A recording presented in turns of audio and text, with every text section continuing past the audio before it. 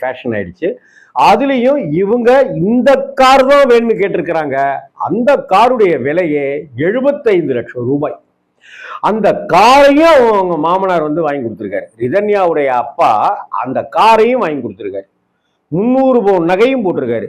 75 லட்சம் ரூபாய் பணம், 300 ரூபாய் நகை எல்லாம் கொடுத்து நம்ம பொண்ணு நல்லா இருக்கணும், நம்ம பொண்ணு கணவரோட சந்தோஷமா வாழணும், நம்ம பொண்ணு புகுந்த வீட்டில் நல்லா இருக்கணும், அந்த நம்ம பொண்ணுக்கு நல்லபடியாக குழந்தை பிறக்கணும், அந்த குழந்தை சீரும் சிறப்புமா வளரணும் அப்படிங்கிற ஒரே ஆசையை தவிர வேற என்ன ஆசை இருக்க முடியும் பெற்றவைங்களுக்கு?